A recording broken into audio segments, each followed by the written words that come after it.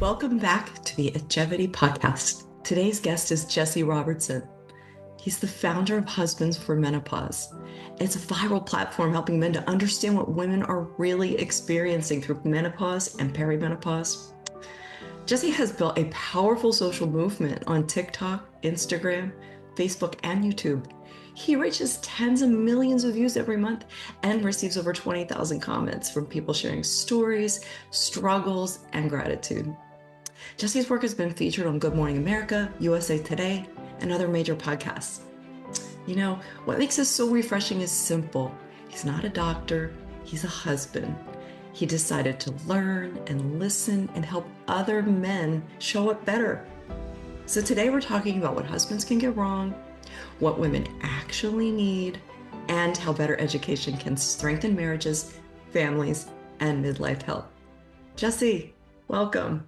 I just want to thank you so much for everything that you're doing in the world of menopause and perimenopause and helping women. Yeah, it's been an amazing ride. Nothing that I would have actually expected, but been just amazing all throughout. So the support from women, the community of women who have really tried to propel this message, as you can imagine. When I first started talking about this online, it wasn't exactly landing on all of the men's Facebook pages or TikTok pages or Instagram pages out there. Huge credit, super grateful for an amazing community of women who really pushed this out. They shared it with men, they shared it with their husbands, they shared it with their friends. I have so many comments of women saying that they sit down and watch these videos with their husbands, and that's making a difference in their relationship, and it's been incredible. That's what it's all about. And the same reason I'm here is I see women struggling. I was about 10 years ahead of all my friends, and we were having these conversations, but it really was kind of behind the scenes. And so the fact that you're putting it out there in the open, getting men involved, it's so important. And I did listen to how you did get started in this, and I came across Dr. Mary Claire Haver in a podcast. And similar on my side, I've started to do my own research and found the women of the Menopause. So those who are leading this phenomenal conversation. So yeah, that's why I'm here as well. Yeah, as you mentioned, learned about it on a podcast. I think the one thing that really stuck out to me as I was listening to that podcast was just how have I not heard about this? Right? Because in that podcast, I'm listening to these numbers like 8 billion women on the planet, right, are going through this. I've been married 18 years. I'm 48 years old. How have I never had a conversation with another man about this? How have I never had a conversation with my wife about this? And I've got a 14-year-old daughter, and I don't want this to be her future, right? So these were the types of things that I feel like were really going through my mind when I first started hearing about this. And that's really what propelled me to say, okay, I'm going to ask a question out to the internet on a very small TikTok channel that's only 3 weeks old. And I'm going to I held up my phone sheepishly and I was like, do women want to talk to their husbands about menopause? And the support was absolutely overwhelming. Of course, it's yes, please learn about this. We aren't getting the support that we need. We're not getting the answers that we deserve. And it became all I wanted to talk about. Once I started diving in deep and I realized these conversations need to be had. For you to bring that level of understanding is just phenomenal. And you're right. The worldwide number is crazy. I was looking up some stats and I always hear the conversation about 80 million women over the age of 40. That is a lot of women. And the conversation never really happened because our mothers didn't talk about this. It was just something that was hidden behind the scenes. And I think women were raised to quietly suffer and bury this. And it affects a lot more than just the husband and wife. You see it with the kids. You see it in the workforce. You see it in productivity. Women at the peak of their career that are in quiet demotions. Let that sink in, right? I mean, you've worked so hard and you're just not able to sustain it. Well, I think there's so much to unpack there, right? Yes, role modeling for your kids is something that I think a lot about, that I talk to husbands about. But your kids are watching. They see mom suffering in silence. They see mom going through this. You, the husband, may not have seen it, but your kids have. Right. And they're going to see how you're going to deal with this, and they're going to see how you're handling things. And if she's going through a mood swing, do they see compassion and patience and grace and understanding, or do they see you defending yourself and attacking back? What are you showing? Right. So That's absolutely a part of this. I think one of the things I really tried to focus on when I first started talking about this was the symptoms, right? I had this idea, okay, if men could just understand what a hot flash is or what brain fog is or the impacts of loss of estrogen on these symptoms, then if they could just explain these things, then they would just get it. And what I found was that really wasn't quite enough, right? So it's good foundational knowledge. They should know those things. However, it really became important to me to talk about the context in which this is happening, which you just alluded to, which is, this isn't happening, or said differently, this is happening for so many women, just based on statistical averages. It's happening, she's perimenopause, 40 years old, right? Does it happen soon? Absolutely. It definitely does. But if it's happening at around 40, then the average age in which a woman is peaking at her career statistically by salary in the United States is 44. So think about the onset of the symptoms, the onset of the most responsibility that she's having to deal with. Then on the back half of the 40s, she's dealing with one or more of her kids leaving the house. She's been raising a teenager this entire time or more, right? Yes. And then late 40s, early 50s is when a lot of women deal with one or both of their parents passing away. And it was really important for me in talking with husbands to say, this isn't happening in a vacuum. It's happening in public. It's happening in work. It's happening at the height of her career when she's taking care of kids and elderly parents. And so husbands started to listen quite a bit more when I started talking about those things, and I started talking about the divorce rates that are also realities during this time. It's a lot more than just the symptoms. And I think one of the issues is if most men, or if any men, have any idea about this at all, they might think, oh, some mood swings here and there, some hot flashes, which they don't necessarily understand how serious those can be. And then that's it. Right. But it's like the impact of all of this on her life is the bigger picture. And I think it's really important for men to understand that. I agree 100%. Some of the messages that you've been so skillfully getting out there, which is really important. So I think, ultimately, the fact that these things aren't happening in a vacuum, they're not happening by themselves, they're happening at probably one of the more difficult periods of her life, and professionally, personally, nuclear family, extended family, everybody's being affected, and it's absolutely affecting relationships. And it's affecting relationships because I think so many husbands don't understand what's going on, and they choose essentially not to be a part of this journey with her, or they fight against it. And I think that those are the types of things that actually create so much distance. And that's what I'm really hearing in the comments. I'm hearing that from women. I'm hearing that from men. Education, I think, is the key. That's ultimately what it comes down to. I agree. And you're right with all the symptoms. You've got the mood stability that's affected by your serotonin, the dopamine. Those are your feel good. The cortisol brings on that stress. And then women are lacking sleep. And that's a 10-year runway. So if you're not going to talk about it, you're going to be in for it for a long time. And it doesn't have to be that way. And so it's so important to, like you said, to open up the conversation. One of the things that I saw in your information was about shame. How do we talk about that, and why is there shame? What are your thoughts on that? It was one of the things that took me by surprise. I think probably wouldn't be a huge surprise to most women, but as a man, it just wasn't something that I actually considered. It wasn't something that I thought about. And I remember being a little floored when I first heard about it. And I think in part it was because the idea that this hasn't been talked about, and the idea that this wasn't talked about, and the idea that this was almost something that women felt ashamed of, even though it was a natural phase of life that was always supposed to happen.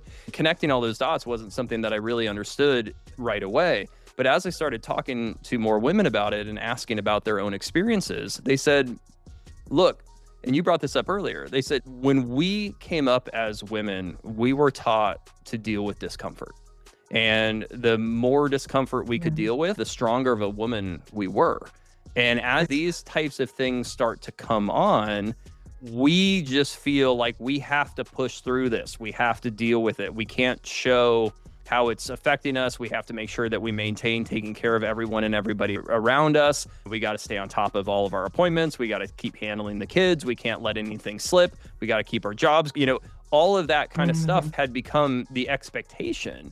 And as women were experiencing these symptoms and they were having these devastating effects, whether it was the insomnia, the brain fog, the hot flashes, the physical pain, the anxiety or depression, it became so difficult to maintain that level, right, of everything that the result is shame, because you feel like you're not now able to do what you used to do, or you're not who you used to be, or maybe you're not the mom to your kids that you think you should be, or maybe you're not meeting society's expectations of what you should look like and what you should act and what you should feel like. And shame is the result of that. And again, I think it comes down to, said differently, if a man out there, if his wife is feeling exactly how I just described, and then on top of that, he is judging her or blaming her for these types of things, that's the catastrophic scenario that I think is leading to those elevated divorce rates. And that's what I'm really trying to help men understand, so that doesn't happen to them. 100%. And you're right. The kids are watching. And if you have daughters, you don't want them to think that this is going to be the norm. And I think the shame comes around the secrecy component of it, the perfectionism component of it, the way that women are raised to power through, wearing the I can handle pain, I've got a high pain tolerance as some type of badge of honor.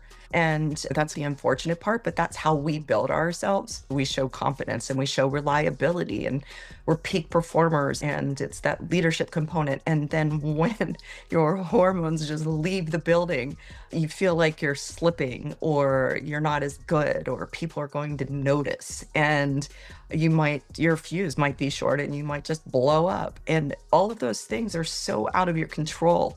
And to try to get that in order quickly and quietly is difficult. And then to not be seen on top of it, I think that's where the shame comes from, is that we can't put a name to it. But once we do, then we're on the road to, this is going to work out. We're going to be okay. And I can imagine compounding that shame would be walking into a doctor's office and thinking, okay, you know what? I'm going to go talk to somebody who's going to help me. They're going to have the answers I need. They're going to give me what I need to help me through this. And then they're gaslit by a doctor who may not have been trained on this, or they're told they're too young for this to be happening. Go relax, have a glass of wine. You're probably pretty stressed. Or take these pills. Those will anti-anxiety, anti-depression. So I think that I can't even imagine feeling everything that we just talked about, and then also having to walk out of a doctor's office. On top of that, having been delivered that message, you would just feel hopeless at that point. I think hopeless is a really good word for it. And a lot of it, we can't just blame the doctors, because I know you know that there was a research study from the NIH. Yeah. And unfortunately, the data from that was released before it was peer reviewed. And so the study stopped early. Women were scared. Hormones became the enemy. And then we have 20 plus years of people that haven't even been able to get good care, and physicians who haven't even really had a lot of training, if any, during the time that they were in their residencies. And even those who went into a fellowship for OBGYN or urologic health that treats women, they really didn't get the whole menopause picture. And you think about it, if a man went to the doctor and saying, I'm having anxiety, I'm having chest pain, I can't sleep, you're going to be getting an EKG, you're going to be offered counseling, and you're going to get something to help you sleep. You're not going to be told to journal it out or have a glass of wine or do some yoga. And not that those things aren't great, but it's just such a different model we say patriarchy of medicine. And I don't say it in a bad way. I just say that was the way it was. And research and funding didn't include women because women are complicated, and you could get pregnant while taking an experimental drug. That's never going to land well, right? So there's valid reasons why that was the past, but there's so much great noise. I love it that we're bringing this out into the open. The funding's still minimal, but we're getting there. And a lot of the women that are leading the charge are making enough noise that it's starting to be seen, and rightly so. I'm a nurse, and when I graduated like 30 years ago, they didn't even talk about this. I didn't learn anything. And then when I got there myself, I was afraid of hormones because of everything else. I'm very well educated on it. And that's when I had to take the bull by the horns. But women at that age, and let's say flashback 10 years ago, would go to see their primary care doctor and they would say what they're feeling and be given and offered an antidepressant instead of saying, maybe you're not sleeping, a little bit of progesterone, replacing that, which has already left your body, might help. What if estrogen, which is now we know is so much safer and the warning label has been removed. What if estrogen is going to help you with your brain fog, help you with your moods and stabilize things? What if trying testosterone is going to help with a hypoactive sexual desire disorder? Those things are real and they're available, and those conversations just aren't happening for women yet. 100%. And think about this. If you go back as a man, my perspective is you go into the medical system and you do get all the answers, right? That's what we're used to. So when our wives aren't having that experience, it just doesn't compute. Right? What do you mean you went to the doctor and you're not getting help? I don't even understand what you're saying to me right now. I mean, testosterone studies began in men in the 30s. That's 100 years ago. The NIH cut off widespread medical studies in 1970s, didn't bring them back until 1993, in part because not only were women too complicated, but the female body was close enough. Yeah. Right? Are we being serious? And then the doctors who, wives of men of my age, are seeing, those doctors were in medical school within 5 to 10 years of when widespread medical studies even just began. The Backstreet Boys were becoming popular when this was happening. I was there. Yes. Yeah. And so I don't blame the individuals of the doctors, right? It's not Dr. Smith's fault, right? Dr. Smith was just going to medical school and learning what he was taught. It's really a system that failed women. And I think that what's interesting, and Dr. Mary Claire Haber talks about this, is really just even looking at the OBGYNs. They were trained in everything up to childbirth, right? And then it's like women post-fertility, we don't really have anything for you, right? You've served your purpose, right? Exactly. And that's a whole issue within the medical system. So I think that because that's so not the experience that we have, and on top of that, when you think about how quickly perimenopause comes on, right? Unexpected, not prepared for it, often sooner than most are ready, if they even knew it was coming at all.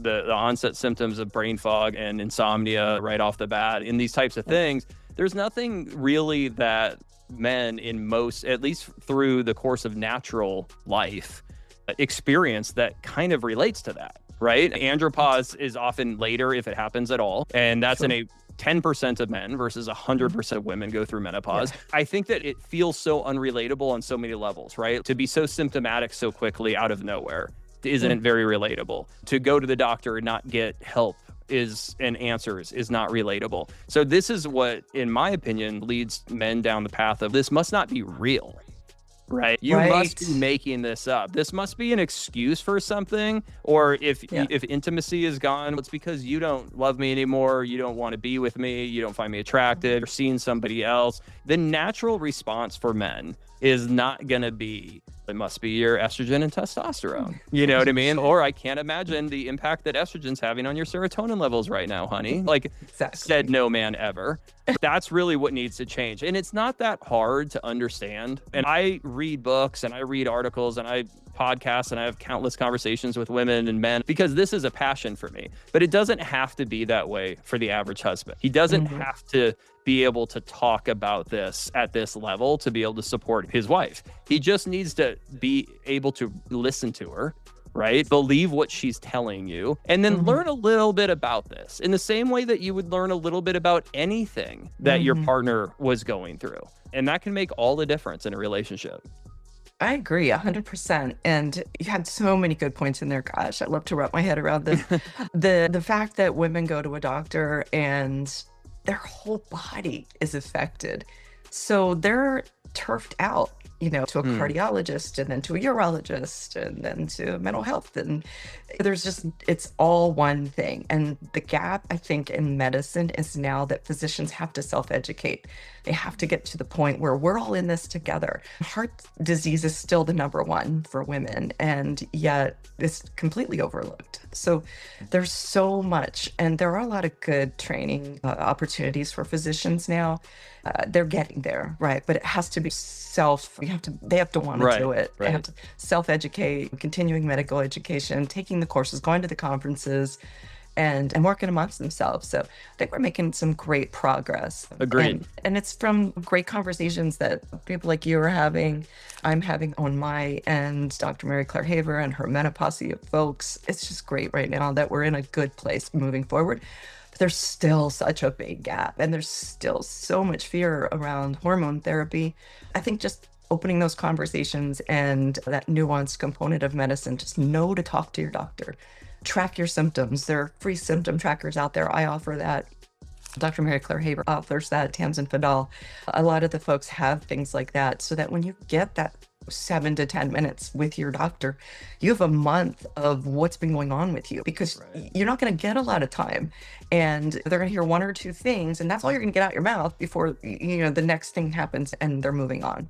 So I think that's really the consideration as well, is for women to advocate for themselves, to have that support from their husbands, and then be able to communicate that with their doctors. And amazingly, I've heard from some women that they say that when they bring their husbands to their doctor's appointment, they get better care. I hate saying it out loud, but that is literally what women have said to me in comments. They're like, listen, if I bring my husband with me, the doctor pays more attention, listens. If my husband advocates or says something like, hey, can you check this, or can we run some, the doctor is more likely to be like, oh yeah, you know what? Yeah, we could do that. Right? It shouldn't have to be that way. Wow. None of this should have to be that way. But one of the things that I say to husbands is, look, first of all, don't be like, when's your next doctor appointment? I'm coming with you. But let your wife know that should that be something that she wants, if that's support that she feels like, she would like to have, that you could do that and you're there for her, and you don't have to say anything.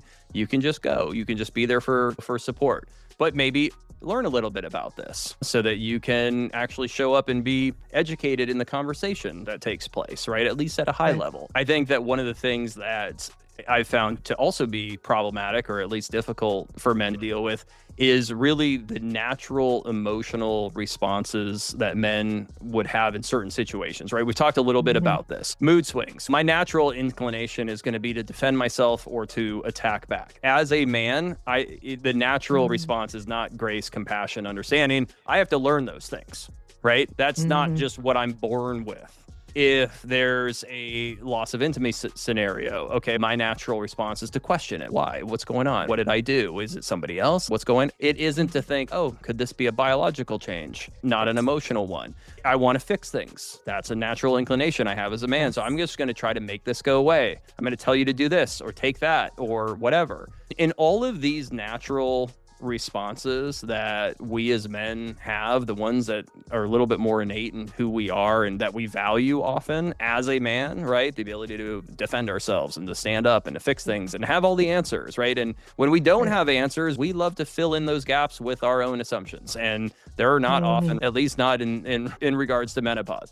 We have to unlearn some of that. And that's one of the things that makes this difficult. And it makes it difficult for men to understand this, to talk to their wives about it, to recognize it as even being real, because what it's going to take for men to really cross that threshold to the point where they are that support system for their wife is going to be unlearning or relearning some of these responses and these values and these emotional sides of men. Vulnerability, the ability to say to your wife, like, I'm scared about what this is. I'm scared about what's going on. I'm scared about what's happening with us. Open those conversations up so that you can talk about this and understand. I think one of the most important things that men need to hear is understand that she may not have the answers for you. She may not have the words. She may not know what's going on with her. But if she at least knows that you're going to listen and you're not going to try to turn around and fix it or tell her what to do or whatever, that's a huge step.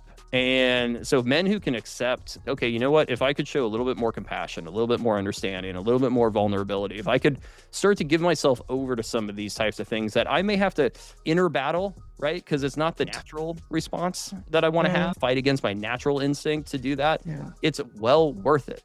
Right. And it can absolutely save your relationship. So it's something that I'm continually talking to men about who they'll write me and say, I don't have to put up with this. Marriage was not supposed to be menopause optional for you.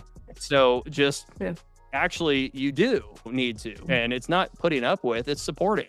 Happy wife, happy life. That's right. That came from somewhere. Yeah. And you talk about the vulnerability component of it. And I think it would be really hard to be a man and to be seeing this, because what would float through my head if I were a man was, she's not who I marry. And you're right. None of us are, but neither is the man. Yeah. And that vulnerability to be able for the woman to take everything that she has learned in her whole life and to strip away that armor and say that this armor, everything that used to protect me, isn't protecting me going forward. And it's actually stopping me from the support, from the empathy, from letting you in or my friend in, or to allow that support to happen. And I think that's the component of it too. And it's hard to do that when you're feeling like everything that made you strong has left the building. Yeah. So I think that it works both ways. And I don't know, I That's just really interesting. thought of that as we were speaking. Yeah, that's a really good point. And that's helpful for me to hear and understand as well, that you're right. There is a sense of vulnerability from her as well, right? To let that guard down that she holds of the perfectionism or who she always saw herself to be, right? And the shame and the guilt that can come with some of this, and the lack of understanding and the uncertainty, to also have the vulnerability to say, I too am scared. I don't know what's going on, but I don't want to go through this alone. Exactly. And to have the understanding from a spouse that we all as women bought into the social norm that our worth came from our fertility. And you get to a point in your life where you don't even feel seen. Nobody opens the door for you, you know? And then when you're 51, like when you were 25 or when you were pregnant, I mean, those doors flew open, right? So it's that component too. And so you learn to deal with it, but then you also have to know that you've got to be able to break down the walls. Let's talk and admit too, if the woman is scared that these things are happening, doesn't have the words for it, to your point, we're never taught and feel like they're losing themselves or they don't know themselves, or that number one symptom is, I don't feel like myself anymore. How do you diagnose and treat that? For sure. And just by walking into a doctor's office and saying that could be certainly to a doctor that's not going to take into account, okay, what age are you? Is there anything else going on in your life? That could be, if it's just the generic blank, I don't feel like myself lately. Oh, I'm not as happy as I used to be, or I don't feel, okay, here, sounds like anxiety, sounds like depression. You seem stressed. Take this, go relax. Versus, oh, you know what? That very well could be hormones. And here's what brain fog is. And here's why it's a biological change and it's affecting your executive functioning. It's going to affect things like memory. It's going to affect things like decision making. It's going to impact productivity at work. So if you're starting to see some of those things happening, I say brain fog sometimes to men and they go, oh yeah, that totally. Yeah. If I don't get a good night's sleep, I absolutely have brain fog. Yeah. I'm like, no. That's not the same thing. And so, you get to go have a good night's sleep the next night and fix it. 100%. And you mentioned Tamsin Fadell earlier, and she's got an incredible story, which I'll give you the abbreviated version of. But she was on the news for, gosh, was it like 30 years or something like that? I hope she'll kill me if it was. Anyway, she starts to do the math on. But anyway, I think it was around 30 years on the news in New York, and she tells this story about how she was sitting at the news desk and she hadn't been feeling like herself and couldn't quite put her finger on what was going on, hadn't had any conversations about any of this. But she was starting to notice that she would see a word on the teleprompter, but she knew the word, but she couldn't say it. It just wasn't like the word wasn't coming out of her mouth, but she recognized it. And she would skip it and get past it and hope nobody noticed. But this had been happening for a minute. And then one night she's doing the news and she's sitting there with her co-anchor and they go to a commercial break and she's starting to feel what turns out to be a hot flash, right? And so she's starting to Oh. feel the rising heat in her chest and her neck and her face. And she looks at her coworker, co-host, and says, if I basically fall over, you need to catch me. But she's still, to your point earlier, going, I'm going to finish this show. I've never walked off a set. And her co-host, you can imagine the producers going, all right, we're back in 30 seconds, right? And the co-host looked at her and was like, you are caked in sweat. You cannot finish this show. You've got to go rest. And so she gets help to the bathroom. She's in anchor clothing. She finds herself laying on the bathroom floor of the studio, feeling the cold tile on her face, like trying to get some relief. She's staring at the bottom of the toilet. She's laying on the floor as a news anchor of a bathroom. And she's there for 15 minutes or so until things start to settle down. And she describes it as getting past that and then having this thought of, what the hell was that? And she had never heard about this. She had never talked to somebody about it. Nobody had ever prepared her for it. And to be of the age where this happens to you and to have had nobody bring it up to where when it does happen, you can't name it.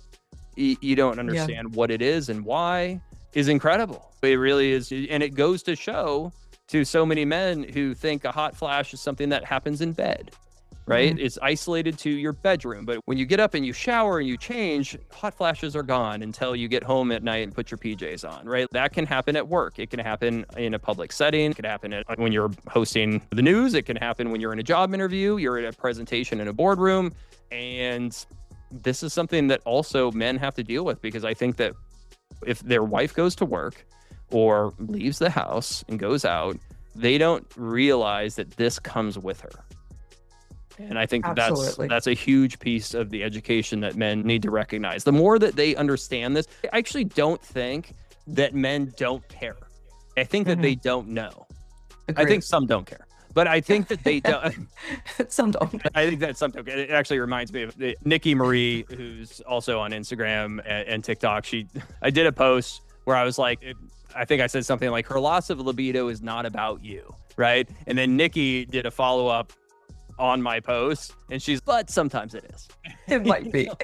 Which was pretty funny. But ultimately, at the end of the day, I think most men would want to step up and support their wives. I think most men are good. I think most men care. I just think, and I'm one of them, they just didn't know. They just don't know. And if they don't know what they don't know. So my job is to kind of say, okay, now you've been put on notice. Now you do know. So you can't say you don't know. So now you actually need to go do something about it. And that's what I'm hoping happens. I love it. Holding them accountable, and how brave of Tamsin to share that story. And all of the women in media, Halle Berry, sharing her story, just the ability for these women to speak up. And I thought it was just so brilliant that Tamsin had the world's largest menopause party. And it was like, okay, we're going to celebrate this. We're going to shift into the fact that this isn't the end. It's really just a transition into probably the best phase in a woman's life, in my opinion. Because once you get past it and you're over all of those symptoms, you really have probably the half of your life left, and you've got more clarity. You have shed the armor, you know your purpose, and it becomes a time when there's that maternal instinct to give back, to leave a legacy. And I think that moving into that, if you can get past all of the messy middle, I call it, there's hope on the other side. So absolutely. And Tamsin did a really wonderful thing. You had mentioned about some things, education for physicians and resources. And with her M Factor movie, which you may or may not have seen, and then M Factor 2, I had hosted that, and which was amazing that they gave the opportunity for people to share that. And this is what I love about this group of educated women, is they're really elevating the conversation for everybody and encouraging women to bring in other women, and you encouraging men to get into the conversation. She has a whole group of people who are certified for different areas for menopause. So coaching, acupuncture, there's physicians on her site. So a woman can go there and look. They can go to Menopause Society, menopause.org.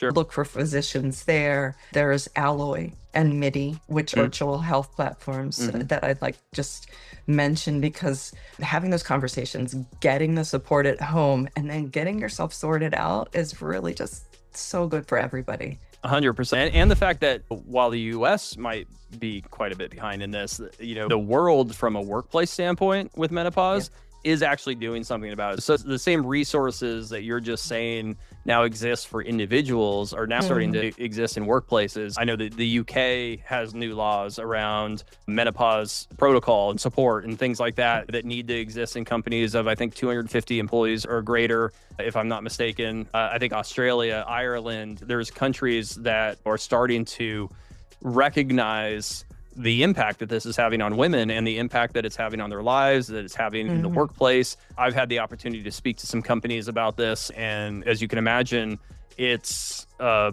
brand new world for many of these companies, even in those countries, right? Where this is just starting to be a sunrise. It's just starting to come up. And I think that's so important. We spend so much of our lives at work. There's relationships there. There's team dynamics there. There's obviously productivity. There's incredible stats around it, but roughly off the top of my head, I think it's 40% of women have thought about quitting their job. 10-ish% actually do. Yep. You have I think some astounding number. If you include the healthcare that's involved, costs, not just loss of productivity. It's like $28 billion in the US just based off of time lost, based off of the healthcare involved. So this is a huge thing. It's a huge thing, I think, for companies professionally when they think about their workforce. It's a huge thing for their team members individually as it impacts their lives. And this is something that needs to be talked about more as far as what are we doing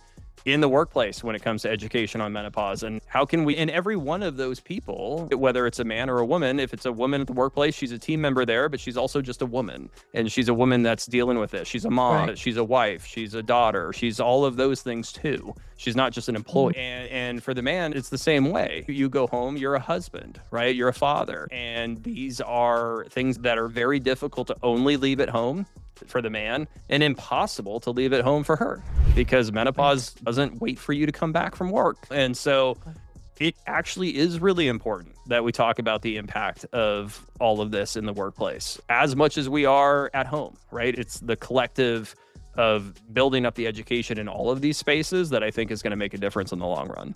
100%. Your stats are pretty good. Was I close?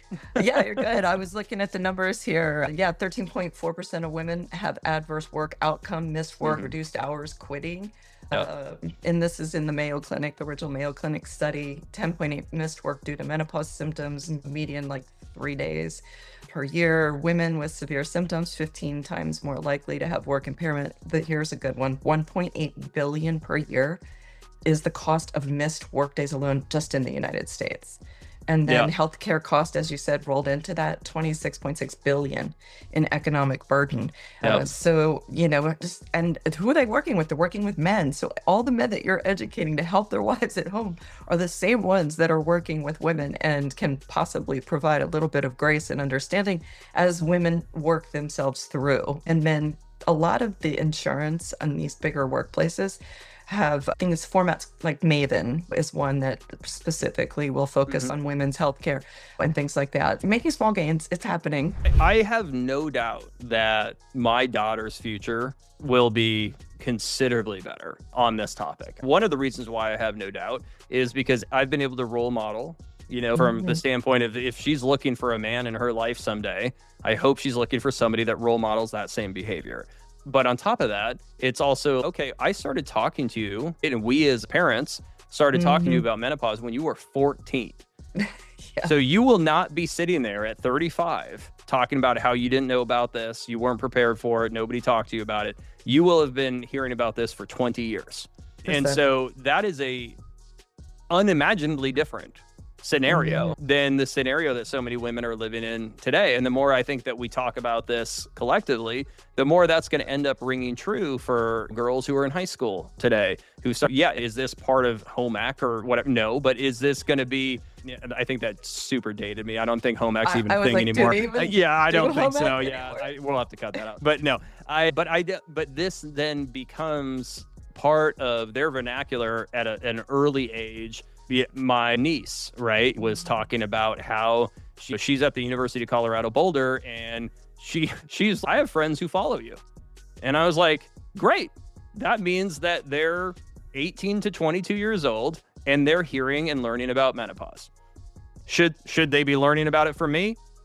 Maybe not. Yes, Maybe. so. I don't know. Yeah. I think, would we live in a more perfect world if they were learning about it through their doctor and through their primary care physician and that kind of thing? Sure.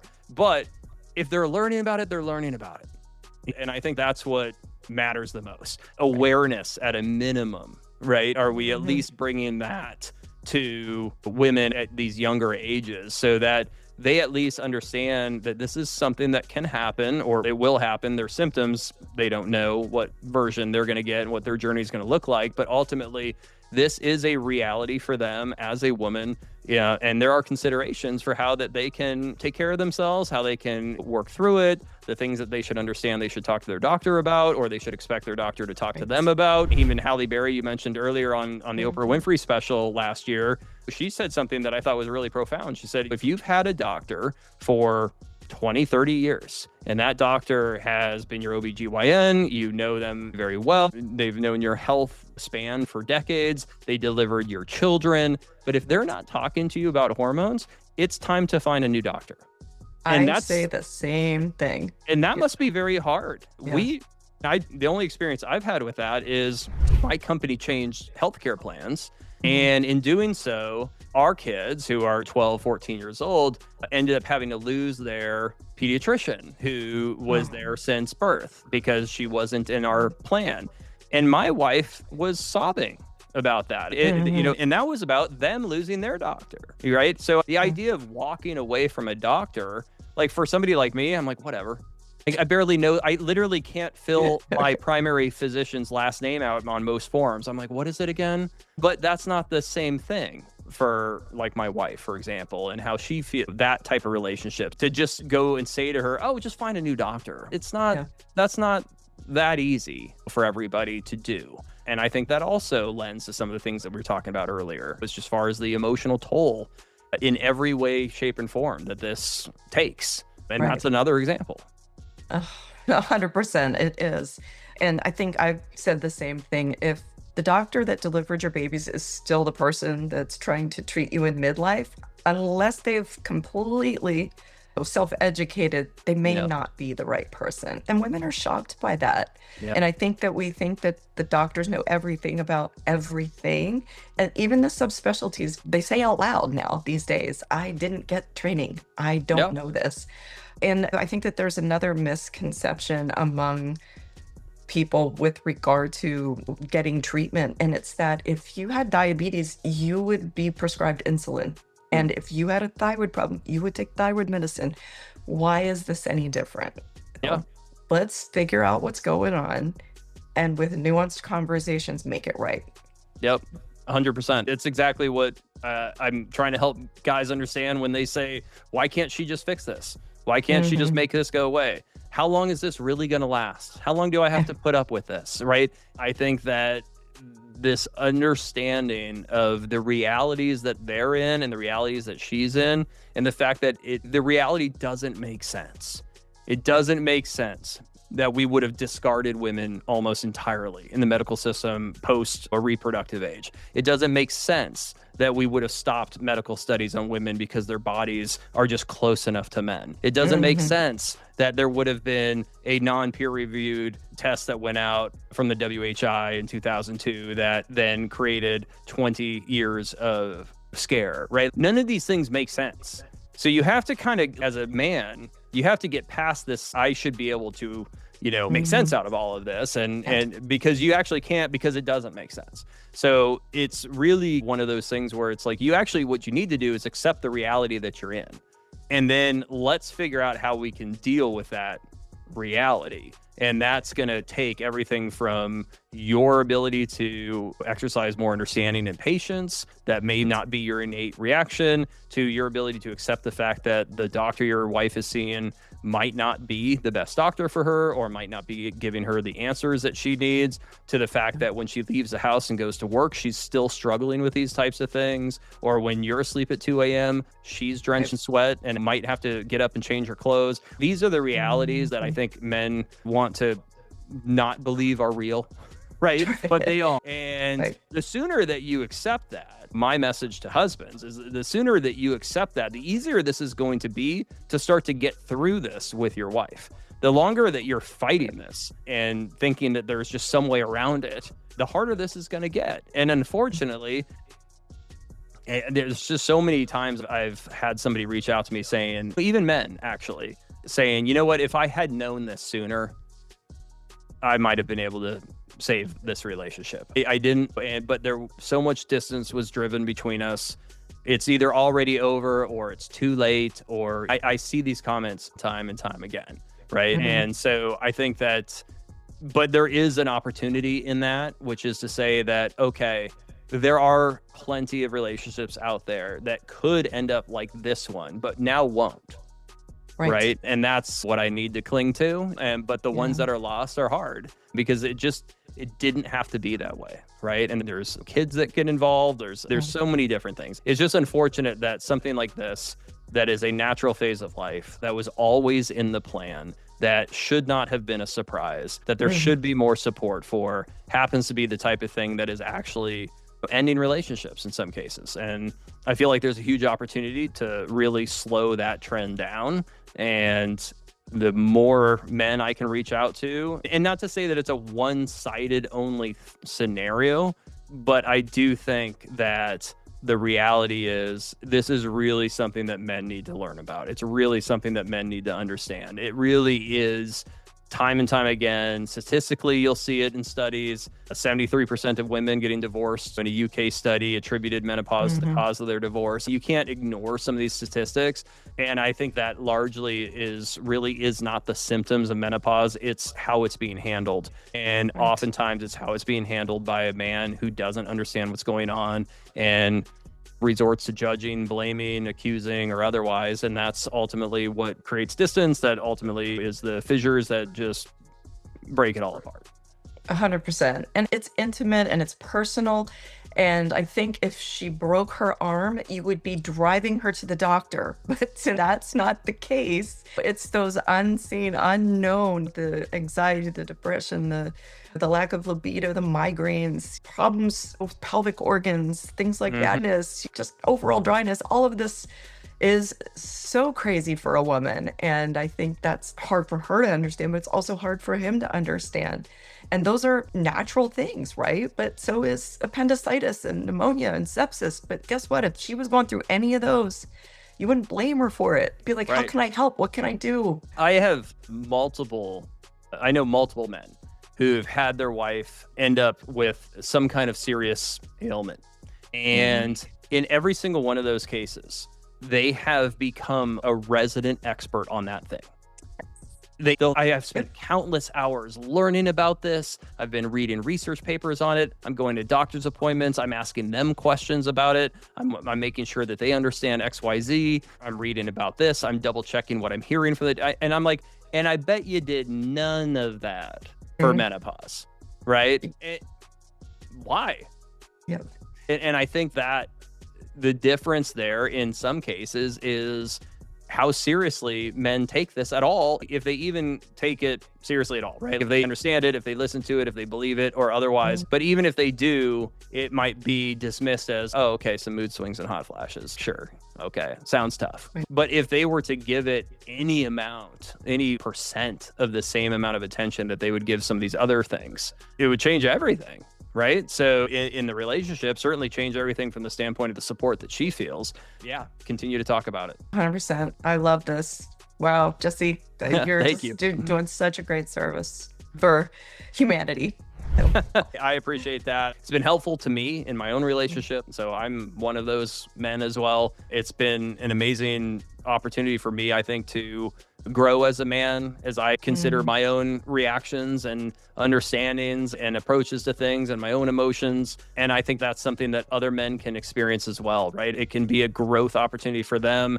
I think one of the things that I'd leave you with is something that I'm talking to men about, which is the menopause could really be one of the greatest opportunities that they have to strengthen their relationship with their wife. It's actually not something that has to tear that relationship apart. It can actually do the opposite. This could really be a chance to show her that she's seen, that she's loved, that she's cared for, that you're willing to go through these types of things with her. It's presenting itself to you. It's right there. And all you have to do is learn a little bit about it, listen to and believe her, and you can get through this together. And that's, I think, the main message. And I just see this beautiful couple holding hands, little old people walking down the beach together. And that can happen. Yeah, I think it's 100%. a beautiful thing. And that's a really important way to look at it. So, Thank you. Thanks again for having me on. Jesse, thank you so much. It's been awesome. So Absolutely. I appreciate you. You're busy. I'm busy. I'm going to make this quick. What if I told you I could turn my decades of knowledge of women's health, leadership, and performance in midlife into just days for you to start thriving? Because if you are a woman in midlife waking up at 3 a.m., I've been there, exhausted, overwhelmed, foggy, anxious, and wondering what is going on.